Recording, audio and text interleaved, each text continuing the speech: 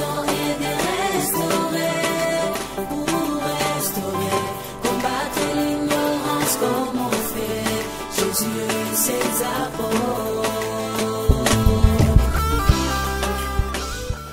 Mara nyingine tunawakaribisha tena wapendwa watazamaji wa kipindi chetu saa ya marekebisho ama l'ère de la restauration. Na leo ni siku nzuri ambayo tumeneemishwa na Bwana ili kwamba tuweze kubarikiwa kwa njia ya mafundisho ya neno la Mungu. Na ikiwa bado mafundisho yetu ama mafundisho ya kipindi hiki yanaendelea kukubariki, hakikisha na wewe pia umewaalika wengine ili kwamba wao pia waje wabarikiwe pamoja nasi kwa njia ya kipindi hiki cha mafundisho. Kabla sijakuletea somo ambalo tutalianza siku ya leo, niruhusu tuweze kumshukuru Bwana na kumkabidhi mara nyingine kipindi hiki. Bwana Yesu, tunasema asante kwa sababu umetujalia neema ya uhai wako. Asante kwa kutulinda mbali na hatari zote. Asante kwa kutupa muda wa kuleta mafundisho ya neno lako. Bwana, ututumie kwa ajili ya utukufu na heshima ya jina lako. Kitumie kipindi hiki kwa ajili ya kusaidia kanisa lako. Kitumie kipindi hiki kwa ajili ya kujenga mwili wako na kuimarisha. Na sisi ututumie Bwana kwa ajili ya utukufu na heshima ya jina lako, kwa uwezo wa jina la Bwana wetu Yesu Kristo. Amen. Somo ambalo tutalianza siku ya leo linahusu mwanamke na joka. Mwanamke na joka ama la femme et le dragon. Na hiyo tutaisoma ndani ya kitabu cha Ufunuo sura ya 12 mstari wa 3 na mstari wa 4. Inasema hivi, Apocalypse chapitre 12 verset 3 na 4e verset. Ikaonekana ishara nyingine mbinguni, na tazama joka kubwa jekundu, alikuwa na vichwa 7 na pembe 10, na juu ya vichwa vyake vilemba 7, na mkia wake ukakokota theluthi ya nyota za mbinguni na kuziangusha katika nchi.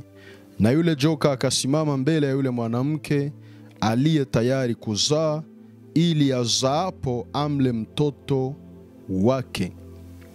Hilo ndilo andiko ambalo litatusaidia sana kwa mawiki mawili ambao tutakuwa tukifundisha somo hii. Na fikiri itakuwa ndiyo mwisho wa mafundisho katika Agano Jipya, na hasa zaidi katika Ufunuo ndani ya mwaka huu wa 2023. Paske nafikiri hili somo ndilo litatuongoza hadi mwisho wa mwaka kwa neema ya Mungu. Na baada ya hapo 2024 mu janvier tutarudia tena ndani ya kitabu cha Genese ama kitabu cha Mwanzo. Sawa na kawaida yetu, miezi 6 ya kwanza ni mafundisho katika Agano la Kale, na miezi 6 ya pili ya mwaka ni mafundisho katika Agano Jipya. Na mara nyingi tunakuwa tukimalizia hicho kipindi na mafundisho kuhusu ujio wa Yesu Kristo, na hasa zaidi katika kitabu cha Ufunuo. Na hii ndio itakuwa somo yetu ya mwisho katika kitabu cha Ufunuo. Siku zinazokuja tutarudi katika kitabu cha Mwanzo ili tena kuanzia huko mwaka mpya na somo jipya ambalo ninaamini ya kwamba litawabariki watu wengi sana. Andiko ambalo tumesoma ndani ya Ufunuo sura ya 12 mstari wa 3 na wa 14 ni moja kati ya maandiko ama chapitre ngumu ndani ya kitabu cha Ufunuo ya kutafsiri. Yani ni moja kati ya mafundisho magumu kutoa. Sababu gani? Sababu kuna discussion na upinzani mkubwa unaokuwa kati ya wafafanuzi wa kitabu cha Ufunuo kuhusu hiyo chapitre 12. Wengi wanasema ya kwamba hiyo chapitre 12 inahusu kanisa, na ndugu zetu wa Katoliki wanasema ya kwamba hiyo chapitre 12 inamuhusu Maria, na wengine wanasema hiyo chapitre 12 inahusu taifa la Israeli. Na hapo kila watu wanakuwa na argument wanazo avance ili kutetea propos zao ama ili kutetea mafundisho yao. Na ukijaribu kuwasikiliza wote namna wanavyotetea kila watu propos yao, una comprendre kama wako na raison quelque part. Me kitu ambacho ama mimi nimejiunga upande gani? Nimejiunga upande wa kwamba hilo andiko linaweza husu mengine yote sof Israel, sof Maria wala kanisa la Yesu Kristo. Na katika somo hili nitajaribu kukuelewesha kwa nini hili andiko haliwezi husu Israel, haliwezi husu kanisa, wala haliwezi husu Maria mama wa Yesu Kristo katika mwili. Ni andiko ambalo linahusu taifa la Israeli. Apocalypse chapitre 12 inahusu wana wa Israeli, wala sio kanisa na wala sio bikira Maria aliyemzaa Yesu Kristo akapoteza ubikira wake. Hasa katika mafundisho haya nitajaribu kukuelewesha mengi sana ambayo yatakusaidia. Kitu cha kwanza ambacho tutaelewa zaidi katika sehemu hii ya Apocalypse chapitre 12, wanatueleza ya kwamba yote yaliyotendeka ama yanayosemeka katika sehemu hii ni ishara, ni alama, ni sinye ambayo ilionekana mbinguni. Yohana alikuwa ndani ya maono, na katika maono hayo akaona sinye mbinguni, akaona alama mbinguni. Ijapokuwa alama ni jambo ambalo linatangaza kitu fulani ama limeficha ukweli fulani ndani yake. Wakisema ya kwamba niliona alama, maana yake hakuona hicho kitu namna kilivyotakiwa kuwa, bali aliona jambo ambalo lilitangaza hicho ambacho kilifichwa ndani ya hiyo alama.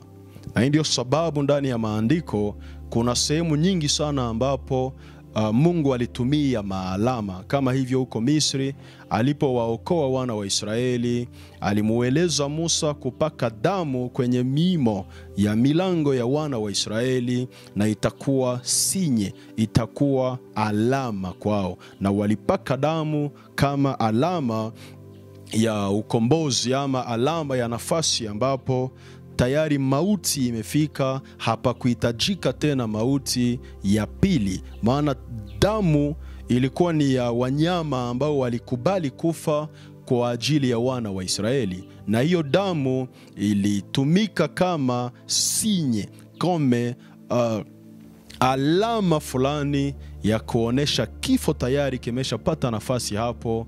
Mungu hakuhitaji tena kuua nafasi ambapo tayari wanyama walikuwa wamekufa. Na sehemu nyingine nyingi sana ambazo hatutaweza ziendea za maandiko, palikuwa na alama masinye. Sana katika hii Apocalypse chapitre 12, Jean ameona sinye mbinguni, ameona alama mbinguni. Anaposema alama mbinguni, inatubidi kuwa na ujuzi kuhusu mbingu, paske unajua mpaka leo wa Kristo wako na probleme sana kwa habari za mbingu. Wengi wanaposikia mbingu, wanaelewa mbingu mahali anapoishi Mungu, wanaelewa mbingu kwa namna wanavyotaka kuielewa. Ila jambo ambalo inabidi kuelewa, kuna mbingu tatu ndani ya maandiko. Kuna mbingu tatu katika maandiko, na hizo mbingu tatu nazo pia zinabebana. Mbingu ya kwanza ni hii inayoitwa anga, tunayoiona ikiwa na rangi ya mawingu. Hiyo ndiyo mbingu ya kwanza. Ukisoma Mwanzo sura ya kwanza na mstari wa 8, utaiona hiyo mbingu hapo Mungu akiumba. Na ukisoma Mathayo sura ya 16 mstari wa 2 na mstari wa 3, Matthieu chapitre 16 verset 2 na 3e verset, utaona Yesu yuko anaongelea ujinga wa wana wa Israeli ambao walikuwa wanajali sana mbingu ya kwanza. Walipoona rangi ya mbingu, walikuwa na urahisi wa sana wa kuelewa nini kitakachoendelea. Kama mvua itanyesha, walikuwa wanaona mbingu. Kama jua itawaka, hapata kuwa mvua, walikuwa wanaona rangi ya mbingu. Kwa njia ya rangi ya hii mbingu ya kwanza, wana wa Israeli walikuwa na urahisi wa kuelewa nini kitakachoendelea kati ya mvua ama hapata kuwa mvua. Ni rangi ya mbingu ndio ilikuwa ikionyesha. Hiyo ni mbingu ya kwanza anayozungumzia Yesu Kristo katika mafundisho yake, na Musa pia katika uandishi wake. Mbingu ya pili ni hiyo mbingu inayokuwa juu ya hii mbingu, inayobeba nyota, jua na mwezi. Hiyo ndiyo mbingu ya pili, sababu jua na mwezi na nyota haziko hapa katika haya mawingu. Hapana. Paske kumbuka haya mawingu, wakati tuko ndani ya avion tunakuwaka juu ya mawingu, na unapoona chini hautaona kitu isipokuwa mawingu. Yale mawingu tunayoyaona juu tunapokuwa hapa duniani, wakati tuko ndani ya avion tunaanzaka yaona chini. Sasa ina maana ya kwamba avion inapita ndani ya mbingu ya kwanza. Mbingu ya pili ni waastrologe ndiyo wanaenda huko kwa ajili ya kuvizite jua na kuvizite mambo yanayokuwa huko katika hiyo mbingu ya pili, na hiyo unaipata ndani ya Genese chapitre 1 na verset 14. Mwanzo sura ya kwanza na mstari wa 14 unapata hiyo mbingu inayochukua maastre, yani inayochukua jua, nyota, mwezi. Hiyo ni juu ya hii mbingu tunayoiona kila siku tunapoamka, na tunapotoka nje tunaona hiyo mbingu ikitandazwa na mawingu ambayo yamependeza, yanakaa vizuri, yakionyesha uwezo na utukufu wa Mungu. Baada ya hizo mbingu mbili ambazo zinaweza onekana kwa macho, kuna kuja mbingu ya tatu ambayo ni mbingu ya kiroho. Ni ciel yenyeko spirituel. Hawezi ukaigusa na mikono, hawezi ukaiona na macho ya kimwili, hawezi ukaenda huko ili kuona hao wanaoishi huko ama nini kinachoendelea huko. Hiyo ni mbingu ya kiroho, ni mbingu yenye iko spirituel, ama ambayo ni viumbe vya kiroho ndiyo wanaishi huko. Na hiyo mbingu ya kiroho pia iko na sehemu tatu, iko na dimension tatu, ama iko na level tatu ndani yake. Mbingu ya kiroho ambayo ndiyo mbingu ya tatu, nayo iko na dimension tatu ambazo inabidi kuzijua vizuri sana. Dimension ya kwanza nayo inaitwa anga. Inaitwa anga, angani. Tofauti na hii anga inayokuwa na mawingu, sababu hii anga ya mawingu ni anga ya kimwili. Na katika mbingu ya kiroho pia kuna anga, hiyo inaitwa mbingu ya kwanza. Ni katika hiyo mbingu ndiyo mahali anapoishi shetani. Hapo ndipo pana kiti cha utawala wa shetani. Trone ya shetani iko katika hiyo mbingu ya kwanza inayoitwa anga. Wakati shetani anafukuzwa katika mbingu za Mungu, hakukuyaka duniani, maana duniani Mungu alikuwa hajaumba kitu. Dunia ilikuwa haina kitu ndani. Aliweka trone, kiti chake cha utawala katika mbingu, na akakaa hapo. Baadaye akaja duniani, akaleta giza duniani, huku akisubiri Mungu aumbe awe na sehemu yake na shetani pia awe na sehemu yake. Na hii ndio sababu ni maandiko mengi ambayo yako ndani ya Biblia, unapoyasoma yanatuonesha shetani kuwa mfalme wa anga, kiongozi wa anga, anayetawala anga. Leo hii kwenye niko nafundisha hapa, shetani haiko kuzimu, shetani haiko mumoto, hapana. Shetani anaishi angani, shetani anaishi mbinguni. Hapo ndipo mahali ambapo ana trone, ana kiti chake. Kifo cha Yesu msalabani hakikumuondosha shetani hapo katika mbingu zake, no. Shetani atafukuziwa mbinguni ni wakati ambapo dhiki kuu itaanza duniani. Katika hiki kitabu cha Ufunuo sura ya 12 mstari wa 7 hadi mstari wa 12 ndipo shetani atafukuzwa mbinguni. Na hapo ndipo unabii wa maandiko za Agano la Kale utatimia.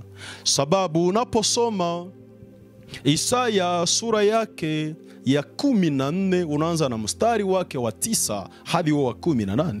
Isaïe chapitre 14 verset 9 mpaka 18e verset, utakuta mfalme wa Babel amefananishwa hapo na Shetani. Hilo andiko halijaonesha shetani akitupwa kabla Mungu hajaumba jambo lolote duniani. Unapolitafsiri hivyo unakuwa umelisemea uongo, unakuwa umedanganya, sababu halijahusu kipindi cha shetani anatupwa. Unaposoma pia Ezekiel chapitre 28 unaanza na 13e verset mpaka 16e verset, utakuta hapo pia wanazungumzia mfalme wa Peresi ambaye yeye pia anafananishwa na shetani atakapotupwa baada ya kanisa la Yesu Kristo kunyakuliwa. Manake Isaïe chapitre 14 na Ezekiel chapitre 28 havina habari za shetani anatupwa huko mwanzo wa ulimwengu, no. Hizo habari za shetani kutupwa mwanzo wa ulimwengu haziandikwi ndani ya Biblia sehemu yoyote hiyo. Hakuna andiko ndani ya Biblia inayotuonesha waziwazi namna shetani alivyotupwa kabla Mungu hajaumba ulimwengu. Unapoenda katika hiyo Isaïe 14 na unasema ndivyo alivyotupwa shetani, unasema uongo. Maana shetani mfalme wa Babel anayefananishwa na anguko la shetani katika Isaïe 14 atakuta watu duniani ambao watamcheka, ambao watamdhihaki, ambao watamuona kwamba na yeye yuko dhaifu, yeye aliyewafunga wafalme, yeye aliyefunga mateka na wala hakuacha watu wake waende zao, atachekwa. Ijapokuwa alipotupwa huko nyuma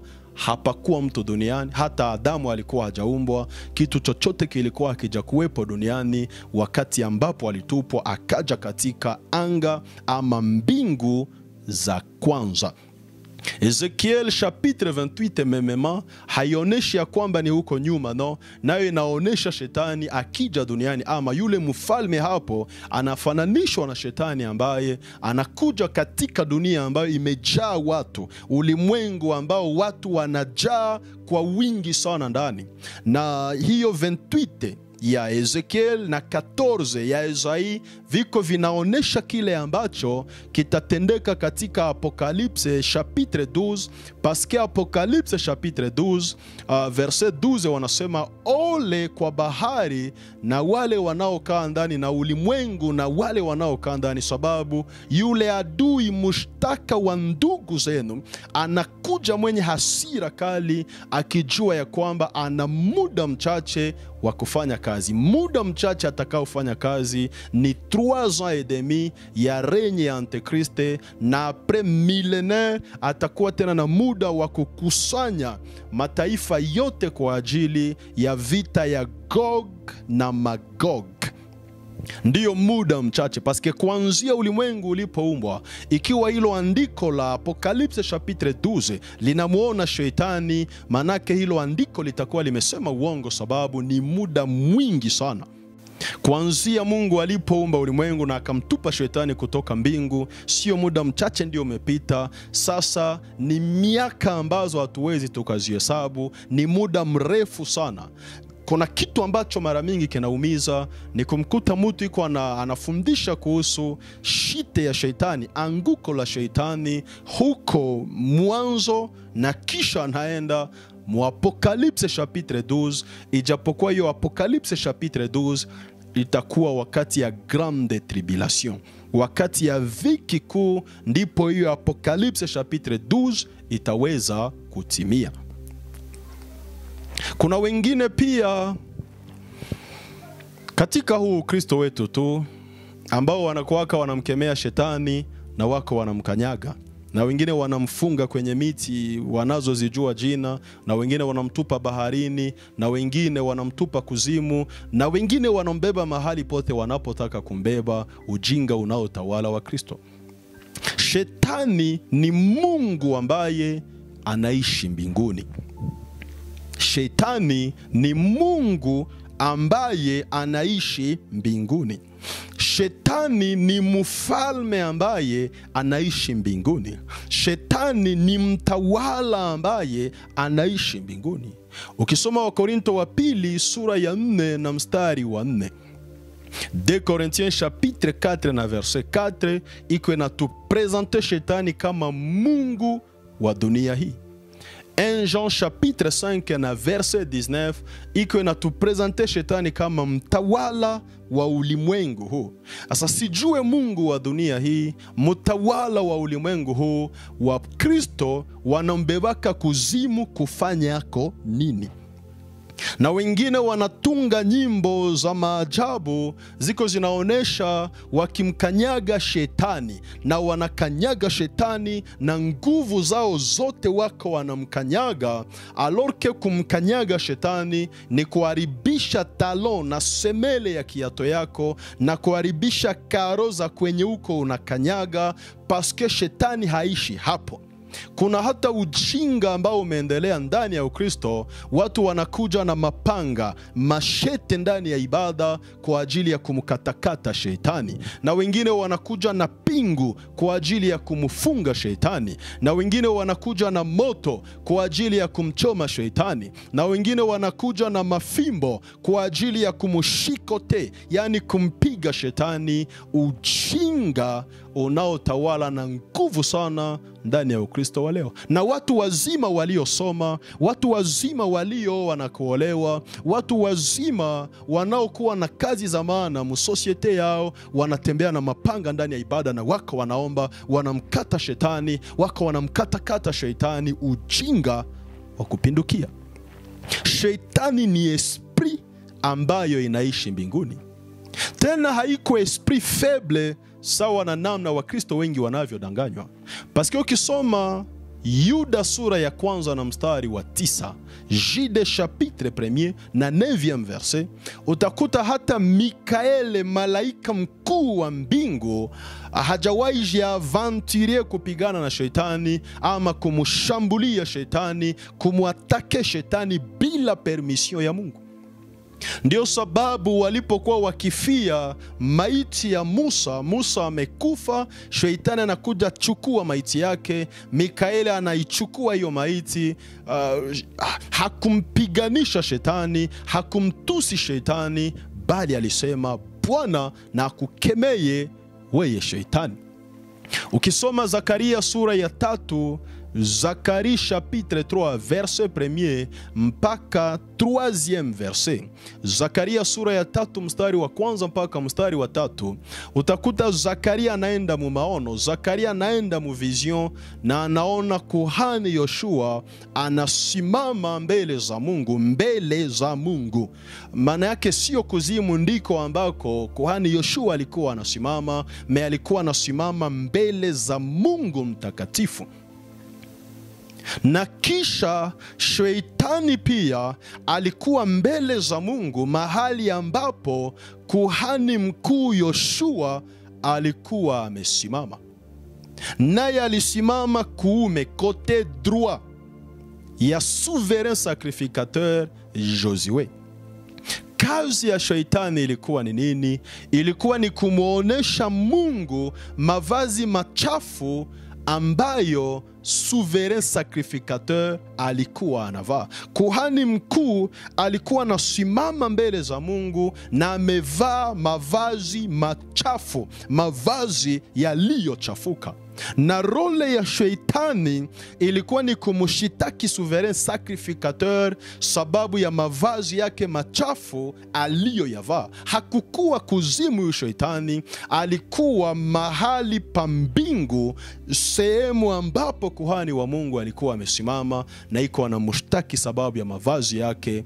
Malaika akamwambia, Bwana akuhamakie wewe Shetani. Hiki ni kinga. Huyu mtumishi malgre mavazi yake machafu ni kinga ambayo Mungu alipitisha ndani ya moto. Mungu haangalii mavazi machafu ya mtumishi wake, anaangalia sacrifice ambazo mtumishi wake amepitia, maana amekuwa kama kinga kilichopita ndani ya moto.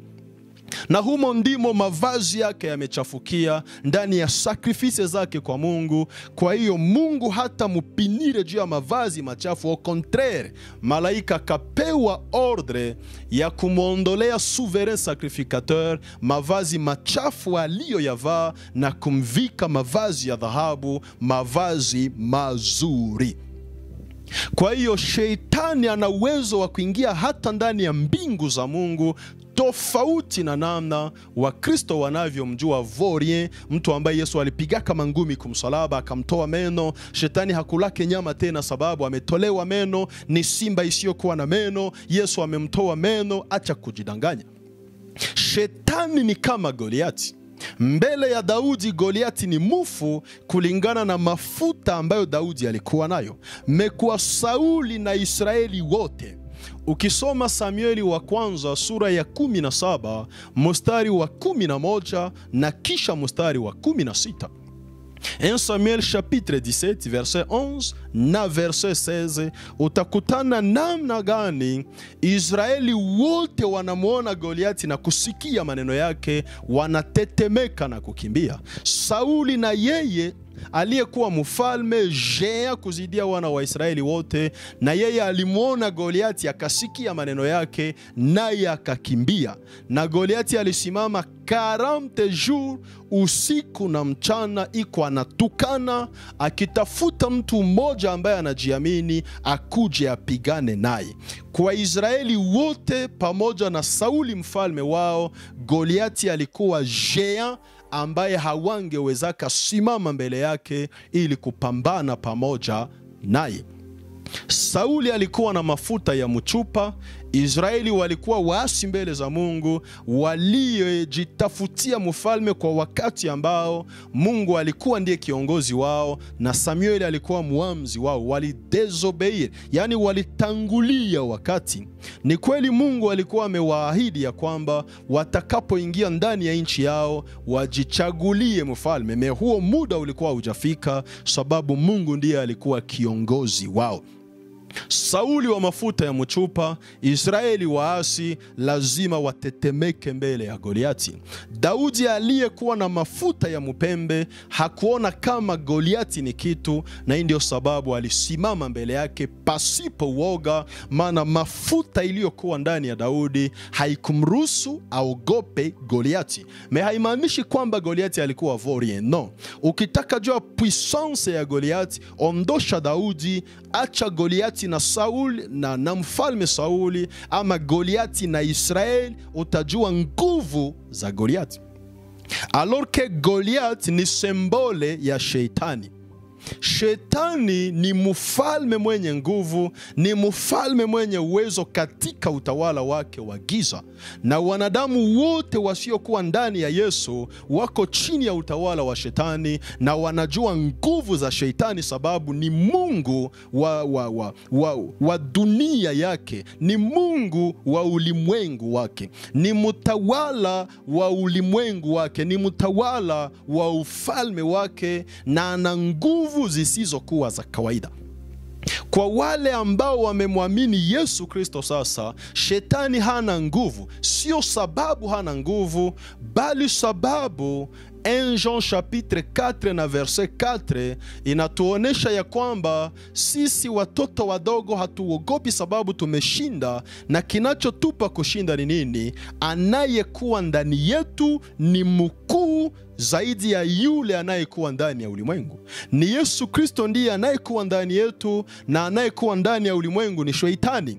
Na sasa Yesu ndani yetu ni mkuu zaidi ya Shetani. Hii ndio sababu ndani ya Yesu hatuogopi Shetani, sio sababu hana uwezo, sio sababu hana mamlaka, ila sababu yule anayekuwa ndani yetu ndiye mkuu zaidi ya Shetani.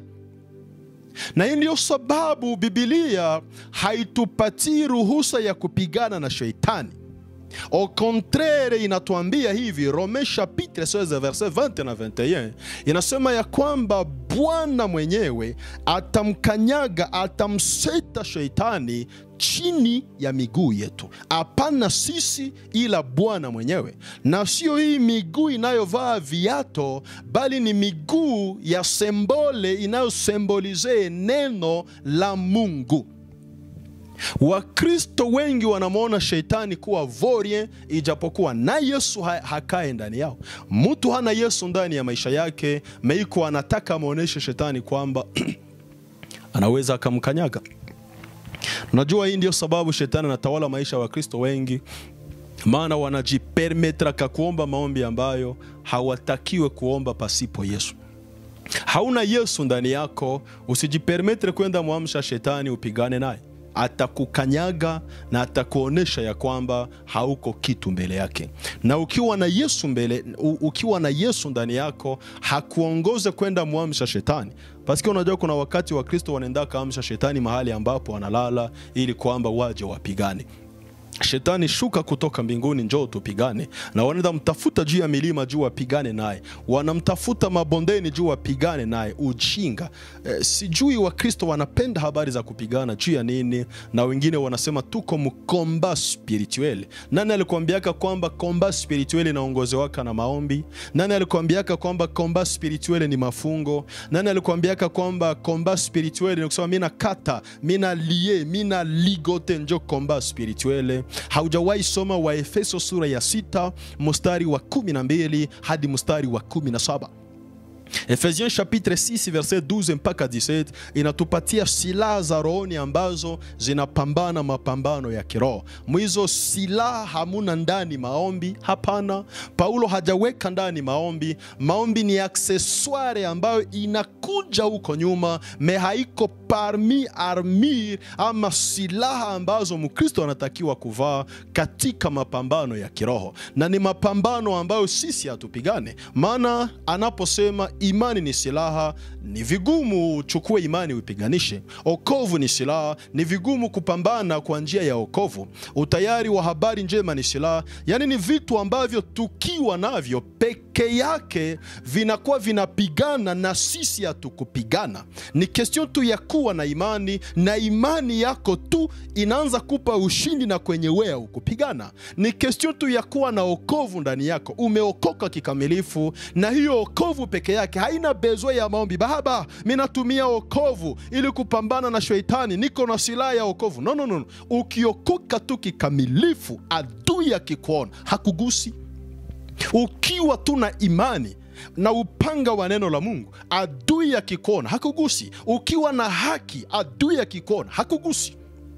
Mbona Ukristo wa leo ni wa makrobasi za ajabu sana. Ukiona faso yenyewe Wakristo wanakuwa wako wanapigana na Shetani. Hana okovu, hana imani, hana haki, hana neno la Mungu, hana utayari wa kuhubiri injili. Meiko anasema niko minapigana na niko na kile kitu cha kujikinga na mishale yote ya mwovu Shetani. Meangalia watu ambao wanakuwaka mkomba spirituele siku zote, na njoo watu wa kushindwa. Ukiangalia maisha yao ni maisha ya esheke na esheke na esheke. Juu ya nini? Wanajiingiza ndani ya vita visivyokuwa vyao. Shetani ni esprit ambao siye waime hatuwezi ipiganisha. No, ni esprit ndani yetu ndio inapigana na esprit. Esprit ndani yetu ndio inapigana na esprit. Ukiwa na Saint Esprit ndani yako, habari za komba spirituele hazikuoni. Ni Roho ndiye anatuvalisha hizo silaha zote, na wala sio wanadamu, sababu silaha ya wokovu haiko wewe ndio utaijivalisha. Silaha ya imani haiko wewe ndio utaijivalisha. Ni Roho ndiye anaaktive hizo silaha ndani yako, na yeye peke ndio anazitumia ndani yako. Sie tunaishi ndani ya ushindi ambao Paulo anawafundisha Warumi ndani ya Romains chapitre 8 na verset 37. Mtumishi wa Mungu anasema pamoja na hayo yote sisi ni washindi na zaidi ya kushinda ndani yake aliyetupenda. Ndani ya Yesu tunapata ushindi na tunashinda sababu yeye ameshinda. Ndio sababu akasema peke yake ndani ya Jean chapitre 16 na verset 33, katika ulimwengu mtapata dhiki nyingi, lakini shangilieni kwa sababu mimi nimeshinda. Na ikiwa Yesu ameshinda, na sisi pia tunashinda. Sio sababu tumepigana, sio sababu tumeomba sana, sio sababu tumefunga sana, sio sababu tumetoa sana, bali sababu ndani yetu tuna mshindi aliyeshinda ujanja wa shetani na shetani mwenyewe na ufalme wake kwa njia ya msalaba. Kanisa, hatupigane na shetani. Kisoma wa Korinto wa pili sura ya pili na mstari wa 11, de Corinthiens chapitre 2 na verset 11. Inasema shetani hata tushinda tena sababu hatukose kujua rize yake, hatukose kujua ujanja wake. Ukisoma pia de Corinthiens chapitre 11 verset 13 na verset 3 na verset 4. De Corinthiens chapitre 11 verset 3 na 4 utakuta namna gani Paulo iko anawaonesha wa Korinto ya kwamba anawaogopea sana isiwe sawa namna hivyo shetani alivyomshinda Eva kwa ujanja wake akawashinda pia wa Korinto. Kinachoharibu ulimwengu, kinachoharibu kanisa na Ukristo wa leo ni ujanja wa shetani ambao wengi hawaujui, ambao wengi hawajui namna ya kupambana na ujanja wa shetani. Na hii ndio sababu wanaingia sana mu maombi mewanashindwa, wanafunga sana mewanashindwa. Ukiwaangalia hata maisha yao ya kimwili ni watu wa kushindwa, ni watu wanaoomba sana, wanaomba sana na wanashindwa sana. C'est parce que hawajui cible ya komba yao. Asa ibilisi anaishi mbinguni. Ndio sababu katika Luka sura ya 10 mstari wa 18 hadi mstari wa 20, Luc chapitre 10 verset 18 jusqu'au 20e verset, tuko tunaona namna gani Yesu anawaambia mitume wake ya kwamba mlipokuwa mnafanya kazi yenu nilimuona shetani anaanguka kutoka mbinguni kama umeme. Lakini msifurahi kwa sababu ya hayo, furahini sababu majina yenu yameandikwa mbinguni. Yani unaelewa kipindi cha Yesu anamuona shetani anaanguka kutoka mbinguni. Sijui waporo wanambebaka mumoto kivipi, ijapokuwa muda wake wa kutupwa ndani ya moto haujafika. Hata muda wake wa kufungwa haujafika. Atafungwa ni mumillenaire, wakati ambapo Bwana atakuja simamisha utawala wake kwa muda wa miaka 1000, ndipo shetani atafungwa sasa. Lakini leo ibilisi hafungwe, iko huru, anaishi mbinguni, anafanya kazi zake sawa na namna anavyoona vema, na anatawala watu wake, anaongoza watu wake, anaongoza ufalme wake, na anatumika na nguvu za ajabu. Tuache kumtafutia kuzimu, tuache kumfunga ondire ni pusi moja hivi ama ni mbuzi moja tunayofunga. Attention, kuignore puissance ya shetani ni kumurandre fort zaidi hata ya namna anavyokuwa. Parce que surprise za mingi mu maisha ya imani ni wakati ambapo shetani anakuwa wanamukonsidere kama kitu moja hivi ambacho hauna hata besoin ya Yesu, unaweza ukampiganisha. Wote wanao kufundisha kupigana na shetani, wote wanao kuongoza mkomba ya kiroho weye mtu wa kimwili, hao watu wako wanaharibu maisha yako, sababu wanakuweka mukazi ambayo haiko yako, wanakuongoza ndani ya vita ambavyo utakufia ndani, wanakuleta ndani ya vita ambavyo hautaganye, sababu mtu anapokuongoza kupigana anapigana na shetani, anaminimize kazi ya Yesu, anaminimize force ya Yesu na kukuweka wewe pa nafasi ya Yesu, anakuexpose ili kwamba shetani akuangamize. Mimi ninakufundisha nini? Kumwachia Yesu vita vya kiroho. Unamwachia Yesu kazi yake na wewe unafanya vile ambavyo unatakiwa kufanya. Wewe ukijiingiza mu vita vya kiroho, unaenda ili shetani akuangamize. Watu wanapiganaka na shetani na hawana hata kapasite ya kuresiste mapepo. Sijasema hata malaika wa shetani, mimi nasema mapepo ambao ndio viumbe vya chini sana murayome ya shetani, mapepo. Watu wasiokuwa na kapasite ya kuresiste pepo wanavukaka dimension ya pepo, na malaika wa shetani wanenda mpaka kwa shetani ye peke. Ona vile esprit ya uharibifu inakuwaka iko inaongoza watu wengi. Na shindwa sema esprit de mort sababu kifo sio esprit, kifo sio esprit, bali kifo ni realite ambayo sote tunatembea nayo. Watoto wa Mungu kama vile watoto wa shetani wote un jour watakufa.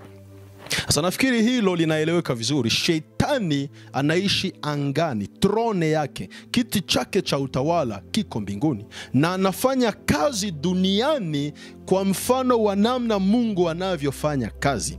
Mungu anatumika duniani kwa njia ya roho wake, shetani kadhalika anatumika duniani kwa njia ya roho wake. Mungu anatumika ndani ya wanadamu na shetani anatumika ndani ya wanadamu. Namna Mungu anavyotumikiwa na wanadamu, shetani naye anatumikiwa na wanadamu. Na kiote ambacho wanadamu wanafanyizia Mungu, ndicho ambacho wanadamu pia mukambi ya shetani wanafanyizia shetani. Hii ndio sababu tunafundisha habari za Mungu na wengine wanachukua microphone kama hii, kamera kama hii, sijue sale kama hii, emission kama hii, na wao wanafundisha habari za shetani kwa kutumia Biblia na kutumia jina la Mungu. Wanatumia jina la Mungu, wanatumia Biblia takatifu, wanafanya propagande ya shetani. Na usipokuwa na Roho Mtakatifu, na usipokuwa na ujuzi wa Roho Mtakatifu, ni vigumu sana kujua watu wanaofanya propaganda ya shetani kwa kutumia Biblia. Wengine wanaongoza programe za maombi, 40 jours ya maombi, jutu ya propaganda ya shetani. Wakristo wangali wanamtafutia kuzimu, na wakati mwingine viongozi wao wa chumba ya maombi, viongozi wa dini yao wanajaa shetani wa mzima wakimufanyizia propagande. Asa katika mbingu za kwanza, hapo anaishi ye peke shetani. Na mbingu ya pili ya kiroho, hapo wanaishi mamiliare ya wamalaika wa Mungu. Ni hapa ndipo katika Ayubu sura ya kwanza na mstari wa 6, Job chapitre 1 na 6e verset, malaika walikuwa wanamupa Mungu utukufu, walikuwa wanamuinua Mungu mahali pao, na ibilisi akajidegize, akajifananisha mmoja wao, akaja yeye pia akaabudu Mungu pamoja na wao. Mungu alipokuja kupokea utukufu kwa viumbe vyake vya huko mbinguni, ndipo akaona mmoja amevaa kama wao, na yeye pia iko kama wao, na malaika hawajui kama yule haiko mmoja wao. Mungu akamwona kumuuliza, ulifika fikaje hapa? Unatoka wapi?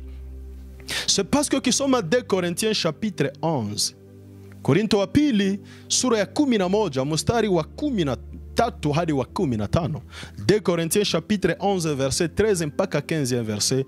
Shetani kona kapasite ya kujigeuza, akajifananisha na malaika wa mbingu, akajifananisha na malaika wa nuru, na hakuna malaika mwenye kona uwezo wa kumgundua shetani. Hakuna. Waliwahi abudu naye, waliwahi sifu naye, waliwahi mrudishia Mungu utukufu pamoja naye katika mbingu, na hawakuwahi jua ya kwamba ni shetani. Ni Mungu aliyemuumba ndiye alikuja muona na akagundua huyu alishakafukuzwa. Alifikaje hapa? Hapo ni mbingu ambapo jeshi la mbingu linaishi.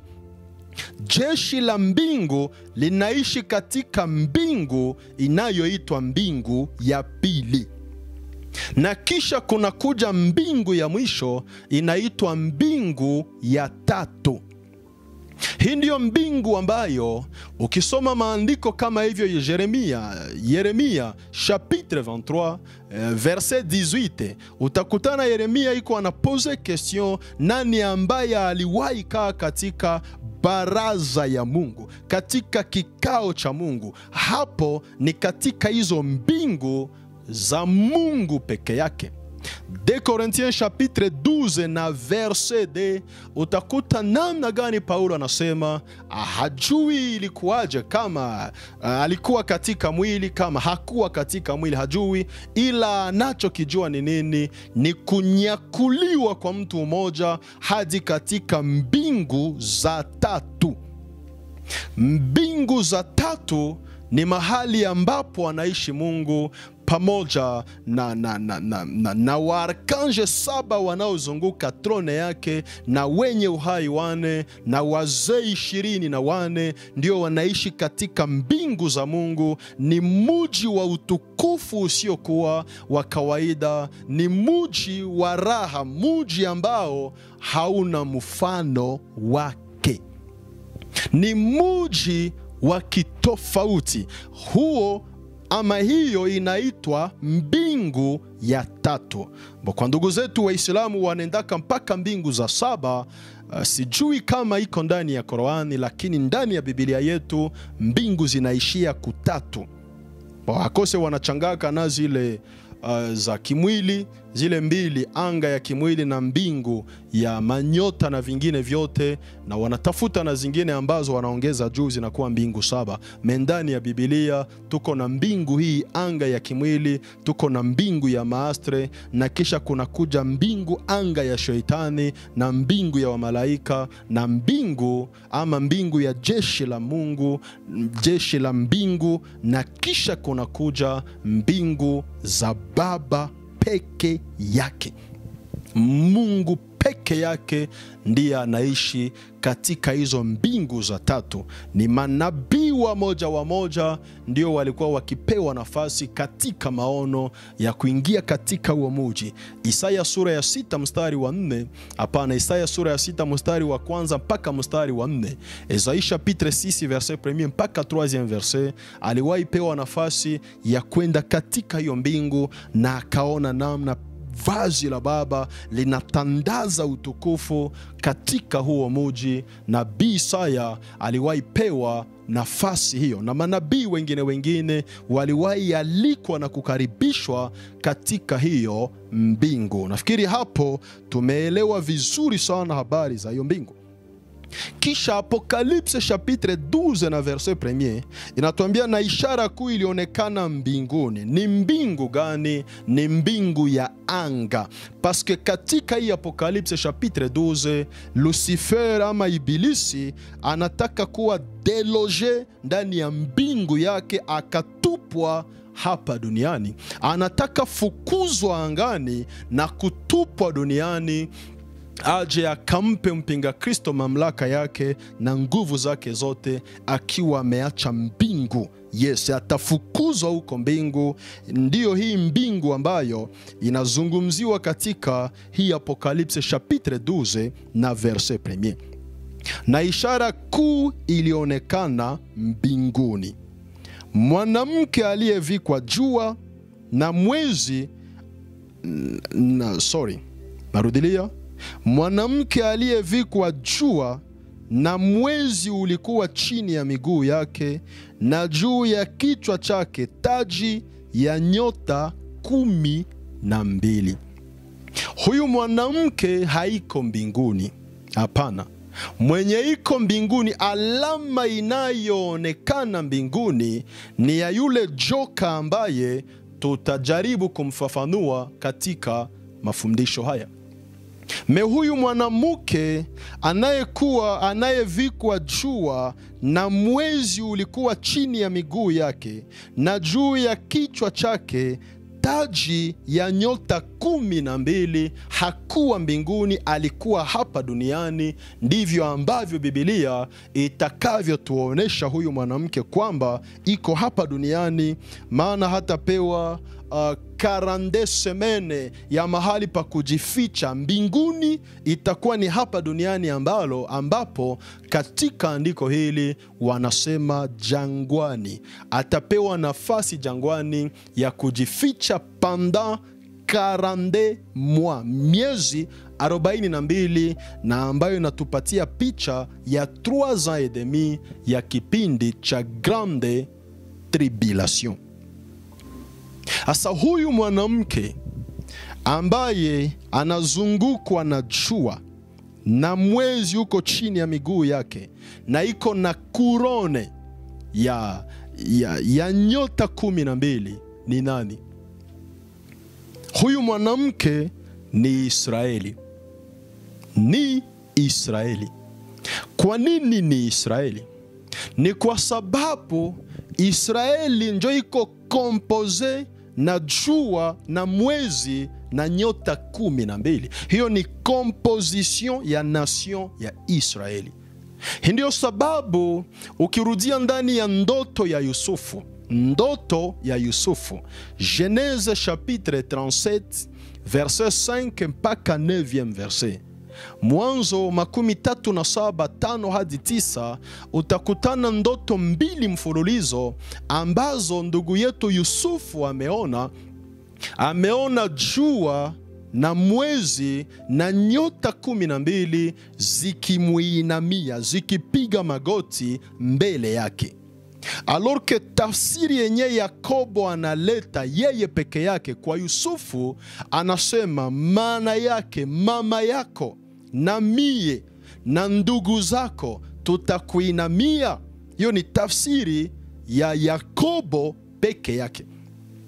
Manake mama alichukua picha ya mwezi na baba akachukua picha ya jua, na ndugu zake wakawa picha ya hizo nyota 12. Meme si pako question ambayo tunatakiwa kujiuliza. No. Ameona nyota 11 zikimuinamia paske ye njo nyota ya 12 inayoeneza makabila 12 ya Israeli.